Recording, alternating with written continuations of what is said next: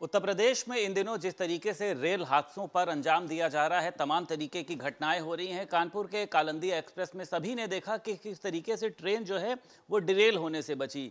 अब इसमें एटीएस की बात करें, एनआईए की बात करें, तमाम जांच एजेंसियां लगी हुई हैं। एक खुरासान हादसा की तरफ जो है पूरी जांच घूम रही है, जो आतंकी इसको लेकर लगातार अपनी कार्रवाई करते हैं।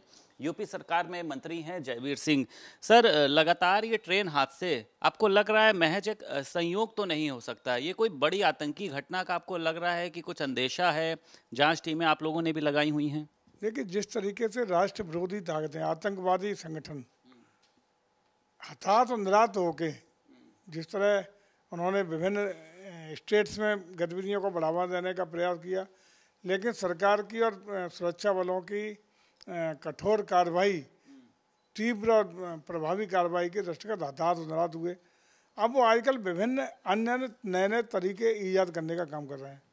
मुझे लगता है कि रेलवे को उन्होंने निशाना बना पिछले कुछ दिनों से शुरू किया है। उसके परिप्रेक्ष्य में कुछ घटनाएं, दुर्घटनाएं हो भी चुकी हैं। ये भी कहीं ना कहीं इशारा करती है कि जिस तरीके से वहाँ गैस सिलेंडर लगाना, अन्य अन्य उपकरण और विस्फोटक लगाना, ये साबित कर रहा है कि ये सुनियोजित षड्यंत्र रहा है, जिस पर हमारी एनआईए और तमाम अन्य सुरक्षा एजेंसियां गहनता से परीक्षण कर रही, जांच कर रही हैं। उस तह तक जाने का प्रयास करेंगी कि इस घटना को अंजाम देने के लिए कौन जिम्मेदार है, और निश्चित रूप से इसमें कठोर कार्रवाई भी सुनिश्चित की जाएगी, ताकि भविष्य में इस तरह की घटनाओं को अंजाम देने वाले कठोर दंड पा करके अपने अंजाम तक, सजा तक पहुंच पाएं। सर, पहले भी देखा गया था जब सीए और एनआरसी लागू किया गया था, हजरतगंज में आग लगा दी गई।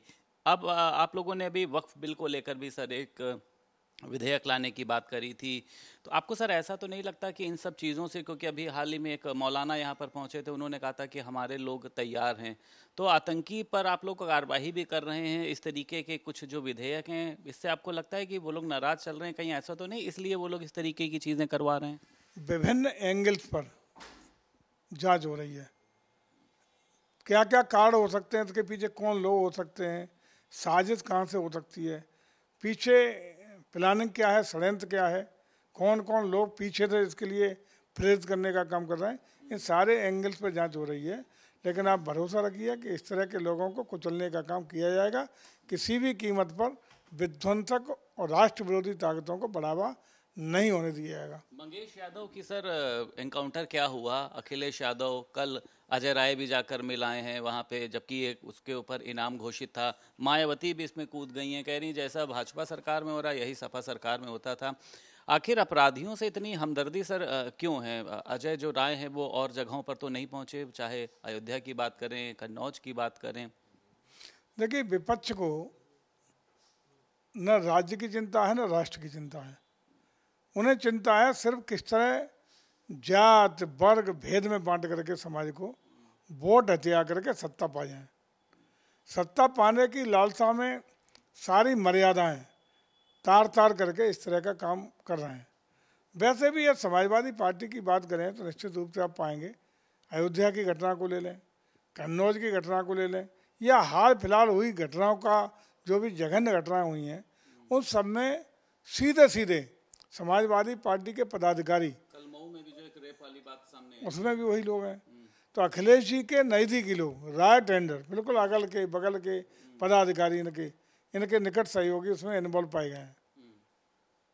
तो हताशा, निराशा, एक तरफ तो इनकी जिज्ञासा है किसी तरह उत्तर प्रदेश में गद्दी हथिया ली जाए, थोड़ा सा जो जनता को गुमराह करके, संविधान खत्म वाली बात करके, आरक्षण खत्म करने वाली बात करके, महिलाओं को 1 लाख रुपए भेजने वाली बात खत्म करके, थोड़ी सी सफलता उत्तर प्रदेश में लोकसभा चुनाव में क्या मिल गई है, ये अब अपनी सारी मर्यादा भूल रहे हैं, देश के प्रति क्या दायित्व और कर्तव्य भूल रहे हैं, लोकतंत्र की सारी व्यवस्थाओं का आचरण भूल रहे हैं, और केवल अपराध या अपराधियों को संरक्षण देने के लिए कुछ भी करना पड़े, जाति में बांटना पड़े, वर्ग में बांटना पड़े, उपजातियों में बांटना पड़े, लेकिन कैसे ही उत्तर प्रदेश की सत्ता हाथ लग जाए, इसके लिए रात दिन पूरा अपना मनोयोग से इसी में जुटे हुए हैं। एक आखिरी सवाल है सर, मायावती ने एक ट्वीट किया, उसमें ये कहा राहुल गांधी विदेश में गए तो उन्होंने कहा भारत जब बेहतर स्थिति में होगा तो SC ST का इन सबका जो है OBC इनका हम आरक्षण खत्म कर देंगे, जातीय जनगणना ये लोग कभी नहीं करा पाएंगे, मायावती ने भी कहा है। तो ये लोग तो आपके ऊपर आरोप लगा रहे थे, अब तो राहुल गांधी ने विदेश में बयान दिया है। देखिए राहुल जी जो कुछ कर रहे हैं वो लोकतंत्र और संवैधानिक व्यवस्था, भारत के परंपरा की धज्जियाँ उड़ा रहे हैं। आपको याद होगा कि आज़ादी के बाद तमाम अवसर आए, हमारे देश में लोकतांत्रिक स्वस्थ परंपरा है कि हम नीतियों की आलोचना करते हैं, कुछ कमियां त्रुटियां होती हैं उनका ध्यानाकर्षण करते हैं, निंदा करते हैं हाउस में, लेकिन भारत के बाहर जब विदेश की धरती पे होते हैं तो वहाँ राजनीतिक विद्वेष को भूल के, राजनीतिक गतिरोध को भूल के, राजनीतिक पार्टियों को भूल के राष्ट्र की बात करते हैं।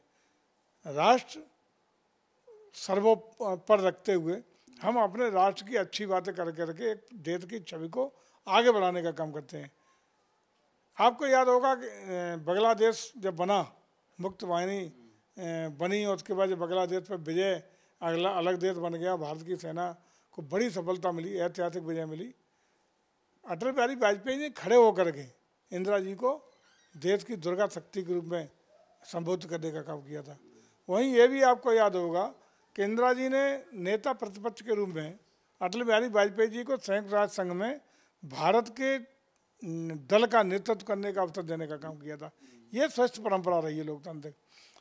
दलगत राजनीति हम लोग करेंगे, दल पहले राष्ट्र रहेगा तब दल होंगे, लेकिन आज जिस तरीके से विदेश की धरती पे जाकर के इस तरह की देश की आंतरिक बातें क्रिटिसाइज करने का काम हो रहा है, ये कहीं भी उचित नहीं है। इससे निश्चित रूप से राहुल जी को पुनर्विचार करना चाहिए। देश रहेगा तभी दल रहेंगे। बहुत शुक्रिया बात करने के लिए। उत्तर प्रदेश सरकार में कैबिनेट मंत्री जयवीर सिंह हमारे साथ मौजूद थे। लखनऊ से वीडियो जर्नलिस्ट पंकज निगम के साथ संदीप खेर, भारत समाचार।